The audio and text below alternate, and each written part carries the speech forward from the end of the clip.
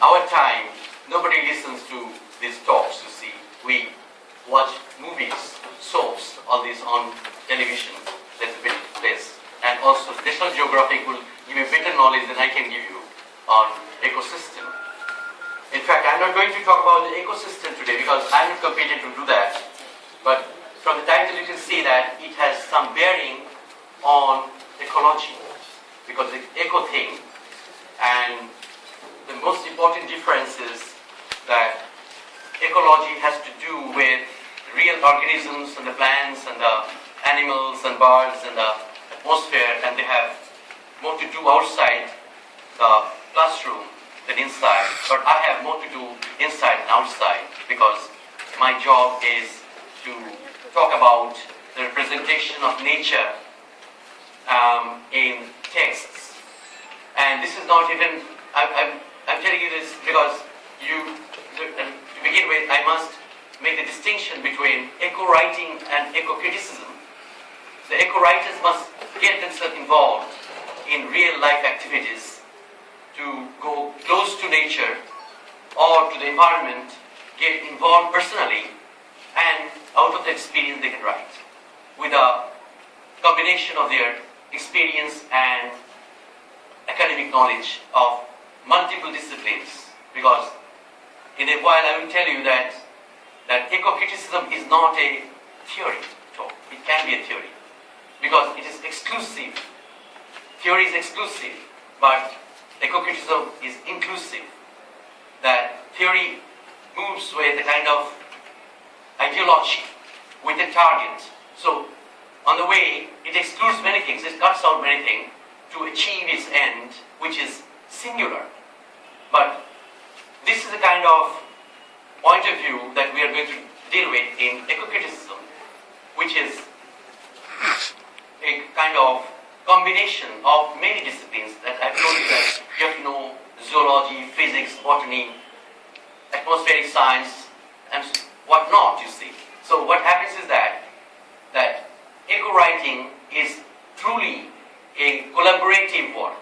It's a collaborative work. It can be a work by a single person unless you are a polymath, say, who knows everything, which is impossible in our time, with so much expertise developing in all directions. So I would like to, the first I read a paper just about 9 years ago, where the paper was called Parameters of Eco-Criticism.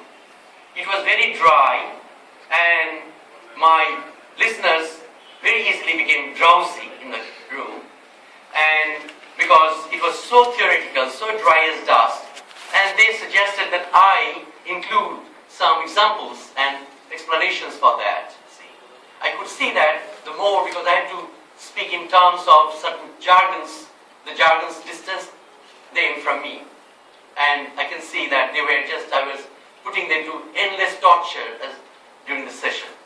So, but then, since then I've been thinking of what really criticism is, because it's very easy to say, but it's not so easy to demonstrate. So, the one thing that I understand, that I will just tell you that eco-criticism, it has two names on the two sides of the Atlantic. On the American side, it's called eco-criticism. On the British side, it's called green studies. But they have the same purpose.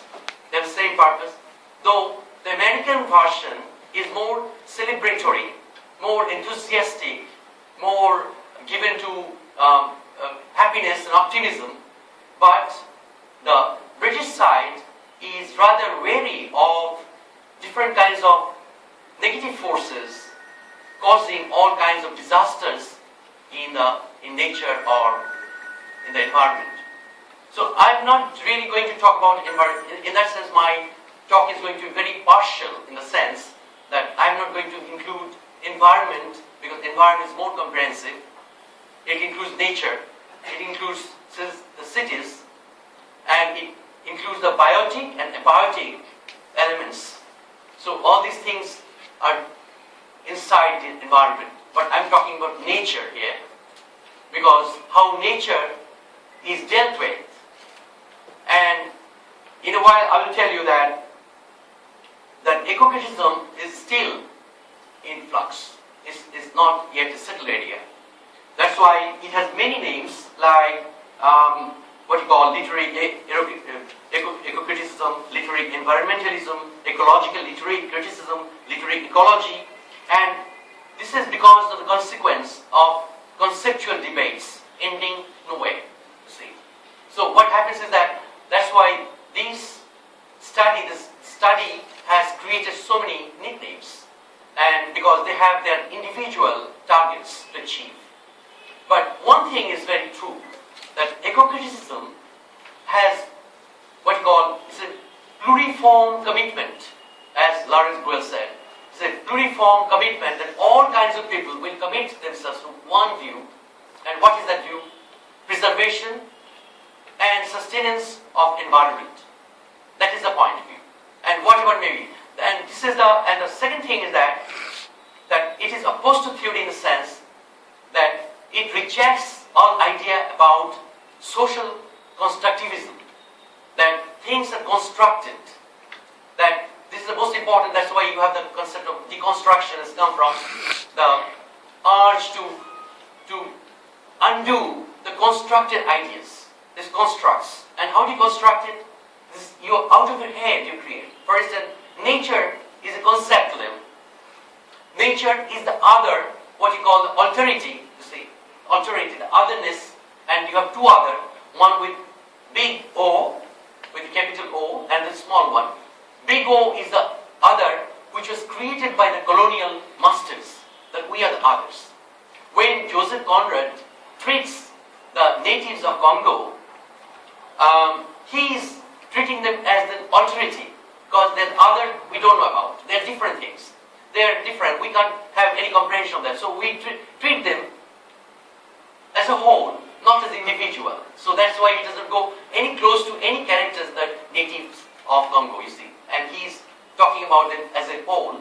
And this is one of the points that Achibi takes him out on, you see, because he says that he is a bloody racist, because he treats the blacks, the natives of Congo, as a mass of black flesh, you see, black meat, nothing else, you see. So that's why he wrote his, the book, Things Fall Apart.